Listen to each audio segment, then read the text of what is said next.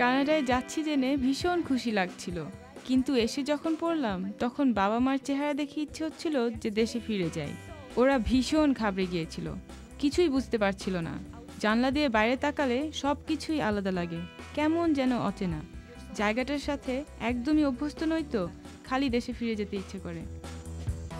আমার মিশ্র অনুভূতি হয়েছিল, একদিকে খুশি আর উত্তেজনা, আবার অন্যদিকে ভয়ও লাগছিল। আমার ভালো লাগছিল এই ভেবে যে আমি আমেরিকায় আসছিলাম।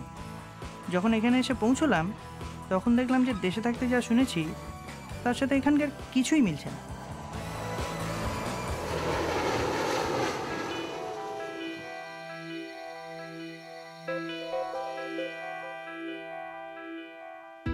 পাকিস্তান ছেড়ে যখন চলে আসলাম তখন সেখানে জীবনের একটা বড় অংশকে ফেলে আসলাম। একটা ছোট্ট শহর থেকে নতুন দেশে, নতুন আরেকটা শহরে, নতুন সব মানুষের মাঝখানে এসে পড়লাম। সেখানে কত রকমের সংস্কৃতি, আমাদের দেশে সেসবের কিছুই ছিল না। যেমন সেখানে আমার স্কুলের সবই ছিল পাকিস্তানি মেয়ে, একই ধরনের জামাকাপড় পরতো তারা, একই রকমের আচরণ, সব কিছুই এক, এমনকি ভাষাও এক। যখন শুনলাম যে কানাডায় আসছি তখন আমার দারুণ উত্তেজনা হয়েছিল, ভীষণ খুশি হয়েছিলাম আমি। সত্যি বলতে কি আমার ভীষণ খারাপ লেগেছিল। আমি চাইছিলাম যেমন করেই হোক দেশ ছাড়তে, বিশেষ করে এখানকার স্নো আমাকে খুব টানতো।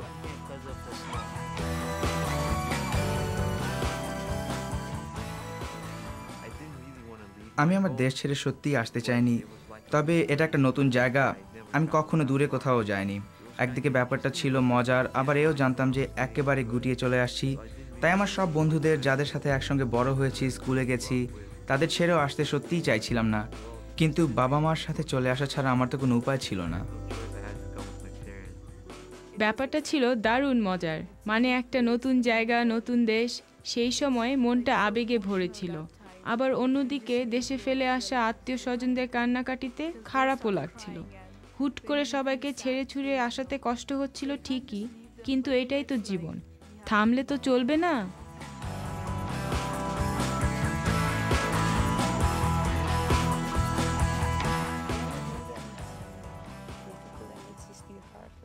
আমার মা বাবা কাছে না থাকাটাই আমার জন্য সবচেয়ে কঠিন এবং কষ্টের। মনে পড়ে দেশে বাসায় ফিরে দেখতাম মায়ের মুখ, আর এখানে যখন আমি বাসায় ফিরি একদম একা। বেশিরভাগ ছাত্র জীবনই এখানে আরামের, কারণ ওদের মা বাবারা সঙ্গেই থাকে। বাড়ি ভাড়া, খাবার দাবার এসব নিয়ে ভাবতে হয় না, তাদের চিন্তা কেবল স্কুলের পড়াশুনো নিয়ে। আর এদিকে আমার অবস্থাটা, ক্লাসে বসে কেবল ভাবছি বাড়িতে তো খাবার কিছুই নেই। যখন তুমি বড় হতে থাকো তখন একটা ব্যাপারে তুমি অভ্যস্ত হয়ে যাও, যেখানে তোমার সব কিছুই তোমার বাবা মা করে দিচ্ছে, তারাই তোমার হয়ে কথাবার্তা বলছে। আমি যখন এখানে এসে পৌঁছলাম ব্যাপারটা হলো উল্টো। আমাকে সবসময় মা বাবার সাথে যেতে হতো, তাদের হয়ে আমাকে কথা বলতে হতো অথবা অনুবাদ করে দিতে হতো। শুধু আমার জন্য নয়, আমার মা বাবার জন্য ব্যাপারটা ছিল অন্যরকম। আমার বাবা একদমই ইংরেজি জানতো না, আর মা একটু একটু জানতো, তাই তারা ঘাবড়ে গিয়েছিল। তার উপর কানাডায় চাকরি বাকরি নিয়েও তারা অসুবিধার মধ্যে ছিল। তাই তাদের মেয়ে হিসেবে আমি চেয়েছি ভালো করতে, যাতে অন্তত আমার সাফল্যের মধ্যে দিয়ে তাদের অভিজ্ঞতাটা সুখের হয়।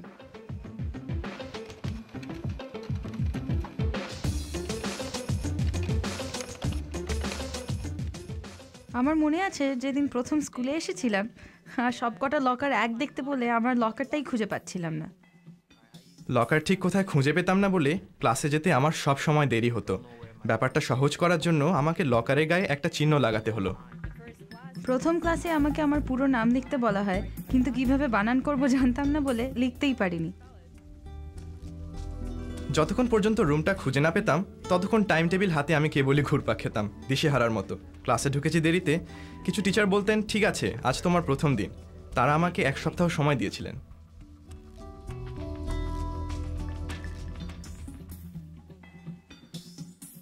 প্রথমে আমি শুধু একটা সিঁড়ির কথা জানতাম, তাই আমি ওটা দিয়েই ওপরে উঠতাম, আবার ওটা দিয়েই নামতাম, যদিও ওইটাতে সময় লাগতো বেশি।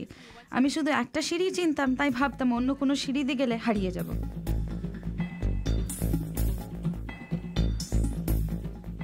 আমাদের দেশে আমরা সারাদিন একটা ক্লাসরুমে কাটাতাম। টিচাররা ক্লাস নিতে এক রুম থেকে আরেক রুমে যেতেন, তাই আমাদেরকে ক্লাস পাল্টাতে হয়নি। আর এখানে একটা ক্লাস শেষ হয়ে গেলে পরের ক্লাসটা আমাদেরকেই খুঁজে বের করতে হয়।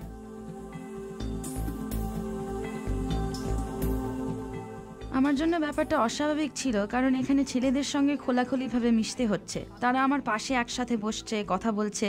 ওরা আমাকে আর অন্য 10টা মেয়ের মতোই ভাবছে। তারাও আশা করছে যে আমি একইভাবে তাদের সঙ্গে কথা বলবো, তাদের প্রশ্নের উত্তর দেব। আর আমি ভাবতাম, ছেলেটা আমার সঙ্গে কথা বলছে কেন? প্রথমত ইংরেজি কীভাবে বলতে হয় আমি জানতাম না, তাই যদি দেখতাম যে একটা মেয়ে পাশ দিয়ে হাঁটছে, আমি গিয়ে তার সঙ্গে আলাপ জুড়ে দিতে পারতাম না। ইংরেজি তো একদমই জানতাম না, তাই ক্লাসে আমাকে কেবল বসেই থাকতে হতো, শুনতে হতো শিক্ষক কী বলছে। কিছু কিছু শব্দ বুঝতাম আর বাকিগুলোই বুঝতাম না। তো এই ছিল আমার জীবন, একা একা আসা যাওয়া আর নিজের ক্লাসরুম খুঁজে বের করা, কারণ কেউই আমাকে কোনো কিছু দেখিয়ে বা বুঝিয়ে দেয়নি। টিচাররা যখন বকুনি দেয় তখন তাদের চোখের দিকে তাকিয়ে হাসা তো খারাপ কিছু না, তাদের একরকম সম্মান করারই মতো। কিন্তু এখানে যদি তুমি হাসো তো তোমাকে অভদ্র বলা হবে। আমি যখন এখানে আসি সে সময় আমার ইংরেজি ভীষণ খারাপ ছিল। আমার মতামত বা চিন্তা ভাবনাগুলো কাউকে বুঝতে পারতাম না, তাই আমার নিজেকে খুব একা লাগতো। কথা বলতে গেলে ভুলভাল থাকলে সহপাঠীরা হাসাহাসি করে। ওদের মনে থাকে না যে এখানে বড় না হওয়ার কারণে আমার ভাষাটা আলাদা। আমি অন্যান্য স্টুডেন্টদের থেকে বয়সে বড় ছিলাম, সেটা খেয়াল করার পর ওরা আমার বয়স নিয়ে ঠাট্টা করে। স্কুলের প্রথম কটা সপ্তাহ আমার খুব কষ্টে কেটেছে, কারণ আমি কিছুই বুঝতে পারছিলাম না। তবে যখনই কোনো কিছু কঠিন লেগেছে সেটা টিচাররা আমাকে বুঝিয়ে দিয়েছেন। আমি মনে করি ব্যাপারটা একজন শিক্ষকের জন্য একটু কঠিন, তবে বেশ মজার। কারণ শিক্ষার্থী এবং তার মা বাবাকে যেমন নতুন জায়গা সম্পর্কে অনেক কিছু জানতে হয়, তেমনি শিক্ষককেও জানতে হয় তারা এখানকার জন্য নতুন কি অভিজ্ঞতা নিয়ে আসছে। এখানেই পুরো ব্যাপারটা বেশ মজার। প্রত্যেকের জন্য শেখার এখানে বেশ বড় সুযোগ রয়েছে।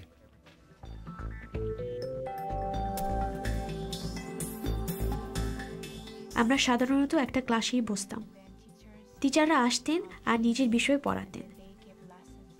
গ্রুপ ওয়ার্ক বলতে কিছুই ছিল না, আর এখানে সব কিছুই গ্রুপ ওয়ার্ক আর সব কিছুই প্রেজেন্টেশন। আমাকে না বুঝেই সব তথ্য মুখস্থ করতে হতো। আমি আমার মতামত জানাতে পারতাম না, কিন্তু কানাডাতে এরা সবচেয়ে গুরুত্ব দেয় ব্যাপারটা বুঝতে পারছি কিনা সেটার ওপর।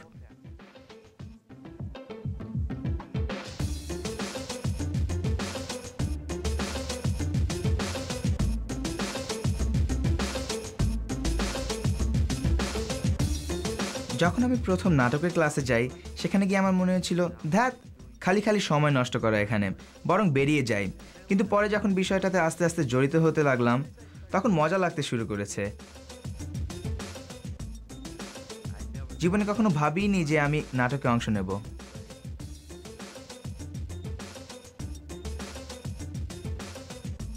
আমি যখন এখানে প্রথম আসি তখন আমার মনে হয়েছিল এখানে লোকজন কি স্বাধীন, মানে সবাই যা খুশি তাই পড়তে পারে বা যা ইচ্ছে তাই করতে পারে। দেশের নিয়মগুলো বেশ কড়া, মানে ক্লাসে যখন টিচার আসে তখন নড়াচড়া তো দূরের কথা, চেয়ার থেকে ওঠাও অসম্ভব। আগে দাঁড়িয়ে সম্মান দেখাতে হবে, তারপর বসা যাবে, এবং টিচার ক্লাস থেকে না যাওয়া পর্যন্ত কোনো নড়নচড়ন নেই। দেশে থাকতে আমি স্কুলে যেতাম, ওখানে যেসব নিয়ম মেনে চলতে হয়েছে এখানেও সেসব নিয়ম রয়েছে, যেমন টিচারকে অশ্রদ্ধা না করা, সবসময় নিজের ক্লাসে যাওয়া, যদি কোনো টিচার প্রশ্ন করে তার উত্তর দিতে হয়। নিজের সম্মান পেতে হলে অন্যদেরও সম্মান করতে হবে। আমাদের আচরণের কিছু নিয়ম রীতি আছে যা হয়তো অন্যান্য সমাজ ও দেশ থেকে আলাদা, এবং সেজন্য এখানে কী ধরনের আচরণ আশা করা হয় এবং কোনটা মেনে নেওয়া হয় না সেটা বুঝতে সময় লাগে। আর সবাই যাতে এই নিয়ম রীতিগুলো বুঝতে পারে সেটা নিশ্চিত করাও কিন্তু স্কুলের দায় দায়িত্বের মধ্যে পড়ে।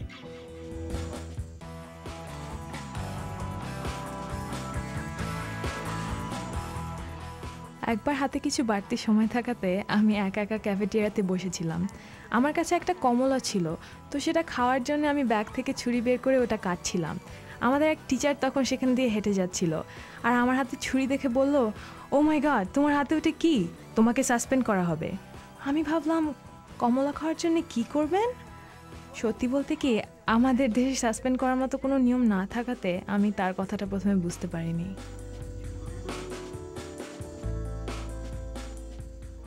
কোরিয়াতে যখন এক বন্ধু আরেক বন্ধুর সাথে মারামারি করে তখন টিচার শুধু বলে এটা করো না, এটা খারাপ।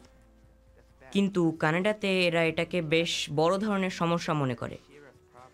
আমি যখন প্রথমে দেশে আসি আমি এটা জানতাম না, তাই আমি মারামারি করেছিলাম। কিন্তু আমি খুব অবাক হয়ে গেলাম যখন তারা প্রিন্সিপালকে ডেকে আনলো। আমি ভাবলাম এ আবার কি ঝামেলা। তারা আমাকে সাসপেন্ড করলো আর আমি এতে খুব অবাক হয়ে গিয়েছিলাম। এরকম যদি কিছু হয়, ছাত্রছাত্রীদের উচিত ঘটনার শুরুতেই স্কুল কর্তৃপক্ষকে জানানো। আমরা চাই তারা যদি কারো আশেপাশে অস্বস্তি বোধ করে সেটা যেন আমাদের জানায়। আমি আমার ডেস্কে বসেছিলাম, হঠাৎ একটা ছেলে আমাকে চড় মারলো। আমি তাকে উল্টে মারতে যাওয়ায় দুজনেই সাসপেন্ড হয়ে গেলাম। কিন্তু ওই আমাকে প্রথমে চড় মারলো, ওরই সাসপেন্ড হওয়ার কথা। আমি যখন অফিসে গেলাম আমাকে বোঝানো হলো তোমাকে যদি কেউ চড় মারে আমাদের কাছে এসে জানাবে। এখন কোনো সমস্যা হলে আমি ওখানেই যাই।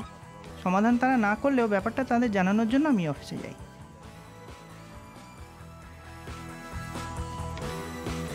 মারামারির কোনো ঘটনা ঘটলে সেটার শুরু কোথায় খুঁজতে গেলে দেখা যায় যে ছাত্রছাত্রীরা একজন আরেকজনকে গালি দিয়েছে বা ধমক দিয়েছে, তো সেখান থেকেই ব্যাপারটা আরও বেশি বেড়ে যায়। লিথুনিয়া থেকে আসার পর প্রথম বছরের কথা বলছি। ওখানে যদি কেউ কাউকে গালাগাল করে বা উল্টো পাল্টা বলে তাহলে চুপ করে সরে আসা হয় না, দুপক্ষে মারামারি লেগে যায়। প্রথম বছরটা তাই আমার কষ্টেই গেছে মারামারি করতে না পারায়। কানাডায় হাই স্কুলে এই ব্যাপারটাকে বেশ জোর দিয়ে বোঝানো হয় যে মারামারি বা যে কোনো ধরনের সংঘাত আসলেই খারাপ। ব্যাপারটাকে আসলে খুব খারাপ দৃষ্টিতে দেখা হয় এবং এতে জড়িত হলে নানা ঝামেলায় পড়তে হতে পারে। আমার দেশে লিখিত না হলেও আচার ব্যবহারের এক ধরনের নিয়ম চালু ছিল। তোমার কাছ থেকে কী ধরনের ব্যবহার আশা করা হয় সেটা জানা যায়, কিন্তু অন্যথা হলে কী পরিণতি হতে পারে সেটা জানানো হয় না। এখানে প্রতিটি নিয়ম ভাঙার জন্য কী ফল ভোগ করতে হবে তা বলা আছে।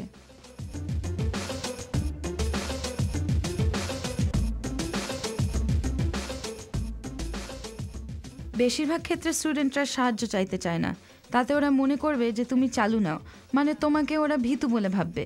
সাহায্য চাওয়া মানে দুর্বলতা, আর মনে করবে যে নিজের সমস্যা সামলাতে পারছে না বলে সাহায্য চাইছে। এখানে কানাডায় বহু টিচার, কাউন্সিলর আর ESL টিচার আছে। এরাই আসলে তোমার সমস্যাটা বুঝতে পারেন। অনেক ক্ষেত্রে দেখা যায় যে এরাও তোমার মতো ইমিগ্রেন্ট, তাই তুমি যে কিসের ভেতর দিয়ে যাচ্ছ সেটা বুঝতে পারেন। আর স্কুলের ভেতরে বলো বা বাইরে বলো, এখানে অনেক ব্যবস্থা রয়েছে সাহায্য করার জন্য, আর টিচাররা সবসময় সাহায্য করতে প্রস্তুত। আমি এই মুহূর্তে তোমাকে সাহায্য করতে পারছি না, কিন্তু স্কুল ছুটির পর অবশ্যই দেখব।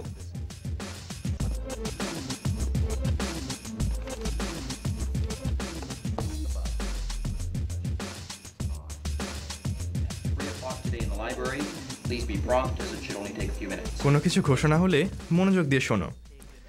যদি বুঝতে না পারো তো তোমার পাশের লোককে অথবা ক্লাসমেটকে জিজ্ঞাসা করতে পারো, আর যদি তাও না হয় তাহলে অফিসে গিয়ে জানতে চেষ্টা করাটাও ভালো। আমার মনে হয় এদেশে আসার সাথে সাথে যেটা সবচেয়ে দরকার সেটা হচ্ছে যত তাড়াতাড়ি সম্ভব গাইডেন্স অফিসে যাওয়া এবং এখানকার সিস্টেমটা কিভাবে চলে সে সম্পর্কে খোঁজ খবর নেওয়া, কারণ এখানকার ব্যবস্থা অনেক দেশের তুলনায় একদম অন্যরকম। ব্যাপারটা যদি তাড়াতাড়ি বোঝা না যায় তাহলে স্কুল পাস করার সময় ঝামেলা হতে পারে এবং সেটা নিশ্চয়ই ভালো হবে না।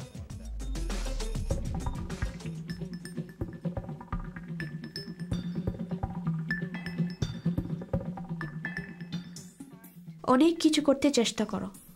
আমার মনে হয় জীবনে এটাই সবচেয়ে দরকারি। আমরা সব ছাত্রছাত্রীদের পড়াশুনোর বাইরে অন্য বিষয়ে উৎসাহ দিয়ে থাকি, বিশেষ করে নতুনদের সকলের সাথে মেশার জন্য এটা খুব ভালো। তুমি যদি নানান ক্লাব বা খেলাধুলার সঙ্গে জড়িত হও তাহলে অবশ্যই তোমার ইংরেজি ভালো হবে, আর এতে আত্মবিশ্বাসও বাড়বে। সার্বিকভাবে যোগাযোগ করা আর মানুষের সাথে আরও ভালোভাবে মিশতে শিখবে। অবশ্যই অনেক বন্ধু হবে, আর এতে অন্যদের কাছ থেকে আরও বেশি সম্মান পাবে। ভলেন্টারি কাজ আমি এখন বেশি করলেও গ্রেড 9 থেকে গ্রেড 11 পর্যন্ত সেরকম করিনি। সেজন্য বিশ্ববিদ্যালয়ে ভর্তি হওয়া, বৃত্তি পাওয়া, এমনকি চাকরির ক্ষেত্রেও আমার সুযোগ সুবিধা খুব কম। টিচারের সাথে কথা বলার চেষ্টা করো আর জিজ্ঞাসা করতে চেষ্টা করো তুমি কি করতে পারো। তুমি তো এদেশে নতুন, তুমি জানো না।